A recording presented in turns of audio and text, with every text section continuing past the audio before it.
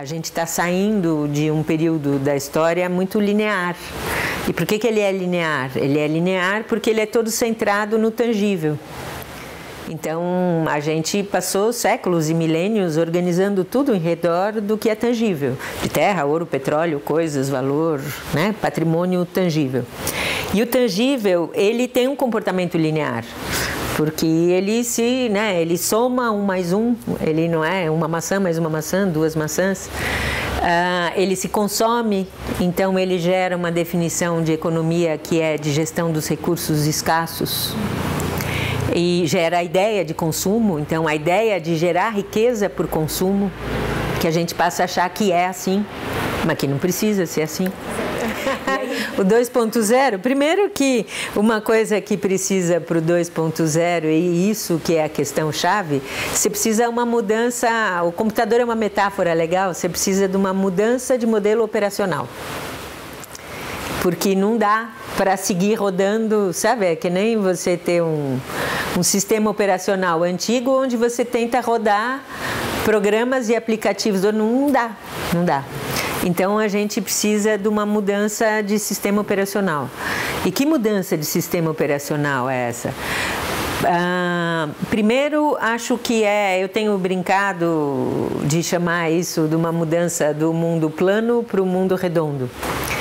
Porque a primeira coisa que este outro modelo tem, né, é que ele é multidimensional. E aí o modelo operacional outro, o 2.0, que eu tenho brincado de chamar de mundo redondo, ou sociedade em rede, ou sociedade do conhecimento, ou tem milhares de nomes, mas a gente está falando da mesma coisa, o elemento central já não é mais o tangível, porque o tangível a gente viu que é escasso, não dá. A gente tinha uma ideia equivocada de que a natureza era capaz de se renovar infinitamente, e não é assim. Então, existe algo que é capaz de se renovar infinitamente e se multiplicar infinitamente? Sim. Não é o tangível, é o intangível. E o que é o intangível? O intangível é tudo aquilo que é a base da economia criativa. Então, conhecimento, cultura, criatividade, experiência, atributos, valores de marca, etc. O intangível são as novas tecnologias, que você tem um mundo real, escasso, finito, e infinitos mundos virtuais. E também intangível e infinito é tudo que se pode gerar a partir de processos colaborativos. E isso antes não tinha como fazer, porque você não tinha maneiras. Agora, com as novas tecnologias, tem. E aí, a grande mudança é que no mundo plano do tangível, você tem um crescimento linear e você tem uma riqueza gerada a partir de consumo e você tem óculos que só enxergam o tangível. Então, daí vem, por exemplo, essa confusão entre sustentabilidade e gestão ambiental, que são coisas completamente diferentes, porque gestão ambiental é a gestão da natureza. E sustentabilidade é um processo sistêmico de lidar com todas as esferas de uma forma harmônica. São coisas completamente diferentes. E aí, por exemplo, ambas, sustentabilidade e gestão ambiental, foram confundidas com lidar com o tangível. A gente caiu na vala do tangível de novo. Então, é cuidar do resíduo, a água, a floresta, isso é sinônimo de ser sustentável. Claro que não, porque você está olhando um pedacinho do todo e falta um monte de outras coisas. Então, o que é sustentável? Sustentável é essa visão do mundo redondo, que é um mundo multidimensional. Isso quer dizer o quê? Quer dizer que de 4 dimensões da vida, sendo 2 tangíveis, que é o ambiente e a finança, e 2 intangíveis, que é o cultural e o social, a gente, quando fala de sustentabilidade de gestão ambiental, só está considerando uma. E aí tem as outras. Então, o mundo redondo é esse mundo multidimensional, onde todos os processos têm objetivos para harmonizar, né, criar fluxos harmônicos e justos de patrimônios ambientais, de patrimônios sociais, de patrimônios culturais e de patrimônios financeiros. Mas está considerando os 4 ao mesmo tempo. Traduzindo em miúdos, você pode ter uma empresa que diz, não, eu sou super sustentável porque eu faço gestão de resíduo. Aí, o que ela está fazendo? Resíduo sólido é uma coisa que sobra de um processo. O que ela está fazendo, por exemplo, com gestão de conhecimento? Que também é algo que sobra de um processo, só que é o intangível que sobra de um processo. Então, uma empresa, por exemplo, que manda embora todo o seu pessoal mais antigo para trocar pelos mais novos que são mais baratos, porque saíram da universidade agora, ela não é sustentável. Porque ela está jogando fora a água com o neném dentro, porque ela está mandando embora todo o conhecimento. Quando ela manda embora quem conhece os processos. Então, aí, por exemplo, outro exemplo, como a gente só consegue enxergar tangível, diversidade. A diversidade é sempre chave, porque se você não tem diversidade em geral, você não tem inovação, criatividade, nada. E isso é uma das coisas essenciais da natureza. E políticas de diversidade, então, seria diversidade mesmo.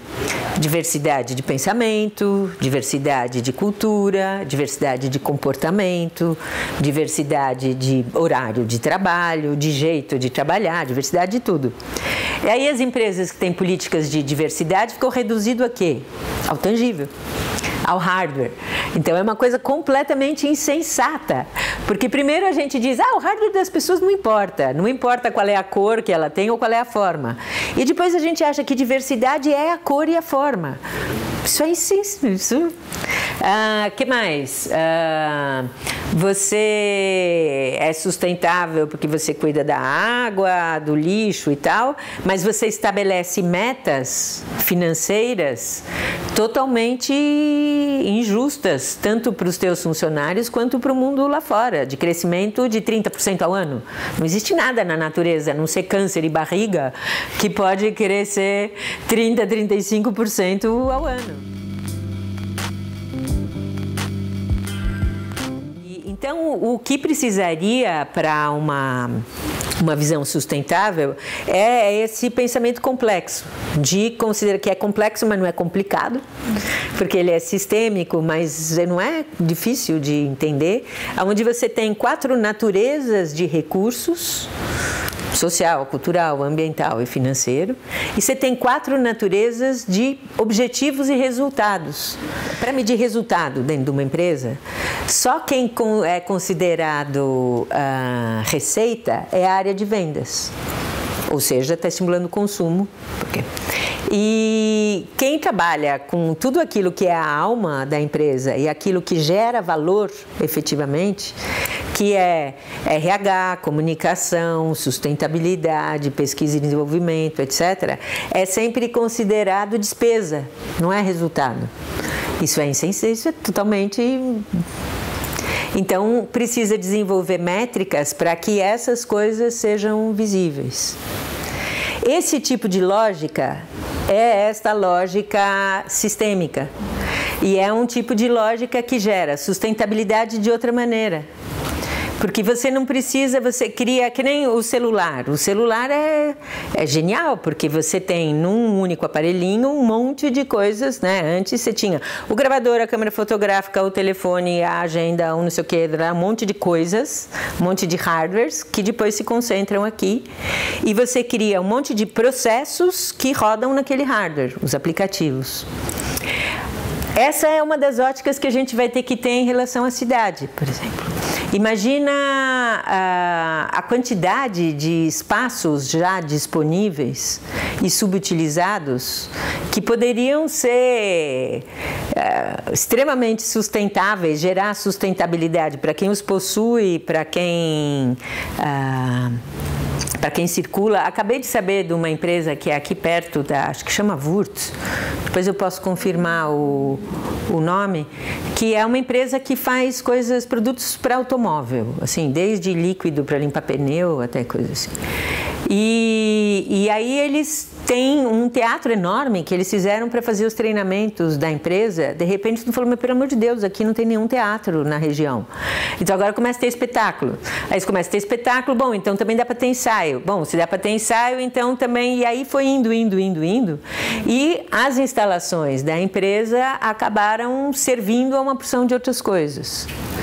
Então, juntando com o que a gente falou no começo, a gente tem políticas muito equivocadas. Por exemplo, toda a revitalização lá da zona da rodoviária, que está sendo feita, a antiga rodoviária tem um projeto quaquilionário para se transformar num teatro de dança, que já tem um teatro de dança que não vai ninguém.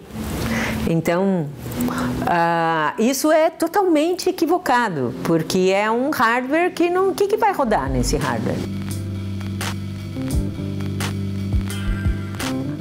Quanto mais diversos os processos, mais difícil de você gerir de forma centralizada. Por isso que a indústria, nós estamos saindo da era industrial. A era industrial achou que o mundo ia ser uma linha de produção certinha, previsível, tudo entrou aqui, saiu ali, deu tudo certo e tal. Mas não é assim. Estamos saindo disso tudo. Isso não tem sentido nesse mundo redondo, né? Nesse outro... Porque você tem dinâmicas que são completamente... elas crescem de forma exponencial, que é o que não acontecia antes. E o exponencial é imprevisível. Um exemplo, o universo tangível, ele cresce de forma linear, por isso dá para prever. É 1 mais 1 mais 1 mais 1 mais 1 e tal. O intangível, ele é exponencial, é outra dinâmica. Então, por exemplo, sua maçã mais a minha maçã, 2 maçãs, tudo tranquilo. Seu conhecimento e o meu conhecimento, não sabemos o que vai dar. E não dá 2, dá infinitos.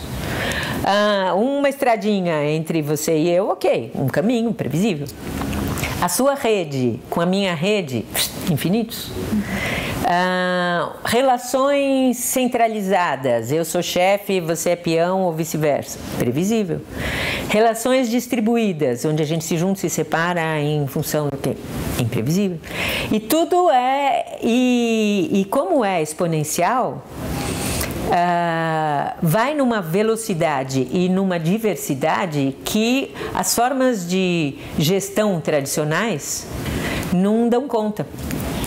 Mas aí dá conta como? Dá conta fazendo uma gestão distribuída, porque é um processo distribuído em rede. Então ele precisa de uma gestão também distribuída em rede. Ou seja, uma autogestão. Como a gente vê com os movimentos sociais mundo afora agora, que são movimentos de autogestão. E que são movimentos que estão buscando sustentabilidade nesse sentido mais amplo. Então você vê a Espanha, crise tremenda, alimentada sobretudo por especulação imobiliária. E aí eles estão criando processos de cogestão do espaço público com o setor público que não tem condições de fazer a gestão. Criando processos de saúde colaborativa, onde você tem um monte de médicos desempregados, aí eles dizem, não, tudo bem, então nós vamos fazer aqui uma cooperativa de médico, de professor, de não sei o que, criando outras dinâmicas, né? Mas isso também é mais lá para frente. Se a gente trouxer para o cotidiano da empresa, então tá bom, amanhã uma empresa normal, visando lucro e tal, o que seria ser mais sustentável? A primeira questão que é chave é que ela tem que perceber que o mundo é no mínimo bidimensional. Que no mínimo, para você se achar, você precisa de 2 coordenadas, ninguém se acha com uma só. E a gente está esse mundo plano industrial tal, era unicamente a coordenada do tangível. E aí a gente fica perdido, a gente precisa da outra, do intangível. Então, todo tipo de processo de sustentabilidade tem que levar em consideração os aspectos ligados ao tangível, gestão de resíduo, água, reflorestamento, carga, energia, CO2, etc. E o intangível. Então, todas as relações sociais, todo o cuidado com o conhecimento, com os valores humanos, com o tempo das pessoas, que é o único recurso realmente escasso e não renovável, e que é a chave de futuro, é ali que dá com o tempo. Isso precisa estar sendo considerado, porque senão não é real, você não é sustentável, é uma mentirinha.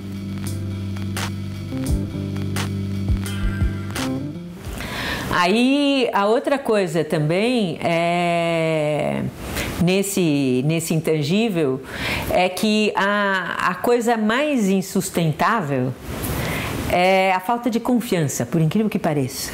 Depois de décadas trabalhando com isso, eu cheguei nessa palavrinha, assim, não apenas eu, mas muita gente, que é a palavra-chave para qualquer processo do 2.0 e desse mundo sustentável.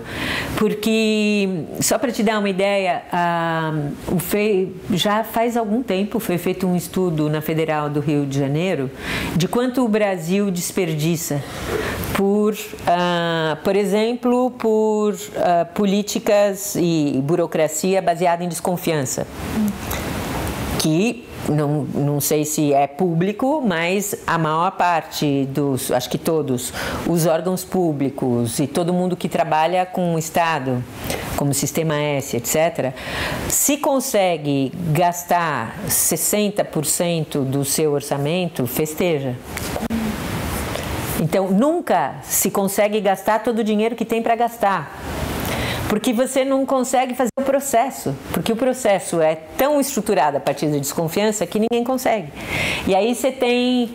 E isso, por exemplo, é uma coisa caríssima dentro das empresas, dentro do Estado, etc. Isso é uma esse estudo viu que a gente desperdiça 150% do PIB do país. Seja por políticas que não continuam, então se tem mudança de governo, ou por burocracia que gera processo muito complicado e tal. Isso dentro de empresa, isso é totalmente insustentável, pelo tempo que consome, pelo tesão que consome, porque hoje em dia todo mundo fica enlouquecendo de fazer palestra motivacional e não sei o que e tal, mas ao mesmo tempo a pessoa ninguém confia nela, ninguém dá liberdade para ela, etc. Então, trabalhar relações de confiança, trabalhar outras dinâmicas de uso do espaço e do tempo para poder aproveitar os talentos e a criatividade, mapear os potenciais que você tem dentro. Isso são atitudes sustentáveis do futuro. Porque muitas vezes, por exemplo, você precisa de alguma coisa que o cara que está do teu lado sabe. Mas ninguém está interessado nos talentos de quem está dentro. Então, é importante... a gente trabalha com essa ideia do óculos 4D, que é esse óculos que considera riquezas e resultados sociais, ambientais, culturais e financeiros, para poder gerar fluxos dessas riquezas, porque aí você consegue uma situação sustentável. E dentro daquela lógica que a gente já falou dos hardwares e dos softwares, de tentar não fazer mais hardwares, mas usar melhor tudo que já existe de estrutura, tem exemplos já no setor da moda, por exemplo, de como aquilo que te diferencia não é teu tangível, não é a fábrica, a máquina e a matéria-prima, mas é o teu conceito, a tua marca, o teu design, a tua reputação, etc. Você pode compartilhar todo o tangível e diferenciar-se pelo intangível. Então tem empresas tem fábrica já, que a cada turno é uma empresa diferente. Então você imagina como é legal, em vez de ter que ter uma fábrica para fazer, a gente pode compartilhar uma fábrica. Assim como tem agora um monte de espaços de coworking, né, de compartilhamento. Então essa lógica do compartilhamento, ela é a chave da sustentabilidade no futuro. Carro, a gente tem carro e a gente usa quanto tempo o nosso carro? Das 24 horas do dia a gente usa 2, 4? E ele custa caríssimo, então por que não fazer sistemas de compartilhamento de carro, onde a gente ganha, a empresa ganha, quem não tem carro usa e tal. A furadeira, foi feito um estudo de quanto tempo por ano a gente usa furadeiras. 17 minutos por ano, em média. Agora, você imagina num quarteirão ou num prédio, quantas furadeiras tem? E que se a gente compartilha, aí dá para cada quarteirão ou cada prédio ter uma super oficina, onde tem tudo. Então, a lógica tem que ser a outra. Tem que mapear os excedentes, mapear o que tem e criar processos para circular e otimizar o que existe.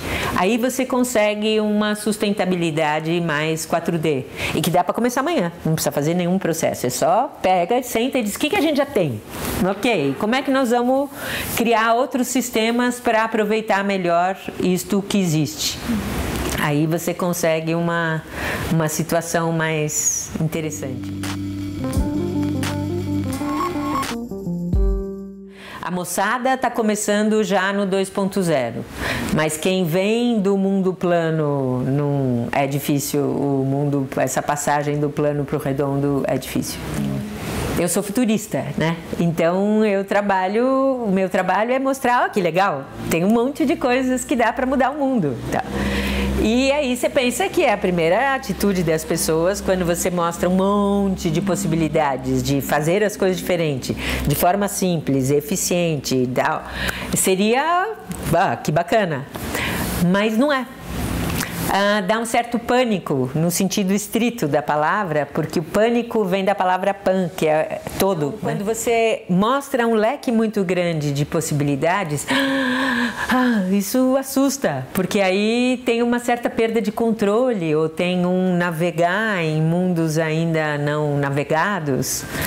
E por isso, inclusive, também que a gente usa a metáfora do mundo redondo e do mundo plano, porque é justamente o mesmo medo que antes dos descobrimentos todo mundo tinha, que dizia, não dá para sair navegando, não dá para dar volta ao mundo, porque o mundo é plano, você vai cair num abismo cheio de monstros. A gente tem a mesma coisa no momento com esses outros jeitos de fazer. Um monte de gente que já está navegando, né, no sentido metafórico, neste mundo redondo, mas são principalmente os mais jovens ou aqueles que se originam de negócios que tenham mais uma característica de empreendedorismo social ou ambiental, etc., que já tem essa visão mais sistêmica. Mas as empresas são também muito rápidas, porque se elas percebem que a coisa funciona e se elas se abrem, então eu tenho a impressão que nos próximos anos isso vai mudar, porque é um dos setores, é aquele capaz de mais rapidamente se adaptar, muito mais do que, por exemplo, a educação é lenta, muito lenta para mudar. Todo o sistema educacional muda muito lentamente. O sistema público muda muito lentamente. O privado, quando ele saca um caminho, ele já... Então tem que experimentar, e experimentar para ver que funciona, e aí as pessoas vão adotar, e que não é complicado. O motivo é, assim, acho que é o mesmo desde que eu era muito pequenininha, e acho que talvez seja o de todos nós, que é uma vida e um mundo mais feliz e mais harmônico. Então esse desejo de mudança, e à medida que eu fui trabalhando em âmbitos muito diferentes, assim, de empresa, terceiro setor, cooperação internacional, desenvolvimento local, e percebendo que dá, isso é a minha maior conclusão como futurista hoje em dia, é que a principal coisa que impede a gente de mudar é que a gente acha que não dá. Então a gente não começa a tentar. E a gente acha que é utopia. Então todo mundo fala, você trabalha com utopias? Eu falo, não. Porque a utopia é um não lugar, é uma não possibilidade. Ao contrário, eu trabalho com desenvolvimento de ferramentas para tornar isso tudo perfeitamente possível e simples. E aí o que me motiva hoje é, sobretudo, ver que isso já existe. É muito curioso. Quando você começa a trabalhar com isso e com essa outra maneira de lidar com sustentabilidade e os processos colaborativos em rede, etc., dá a impressão que tem como se fosse um universo paralelo, sabe? Parece que abre uma porta e fala, uau, tem um outro mundo aqui.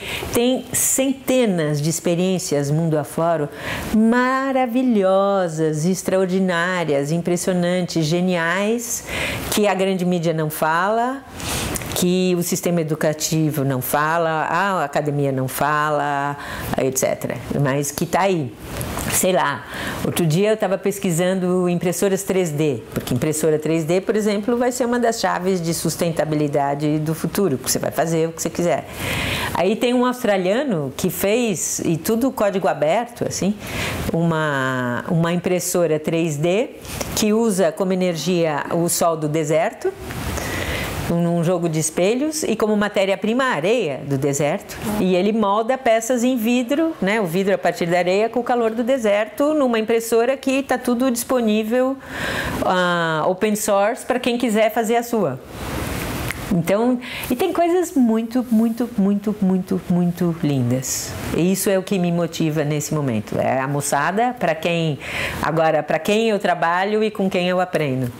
E essas experiências todas desse outro mundo que já está acontecendo, que hoje em dia ainda é pequeno, mas muito rico. E sempre me vem a imagem na cabeça de que mesmo um baobá, ele em algum momento, uma sequoia, assim, em algum momento foi pequenininho, né? Então, que essas coisas todas, por enquanto, ainda estão brotinho. Mas eu tenho a impressão que elas são um baobá, uma sequoia impressionante.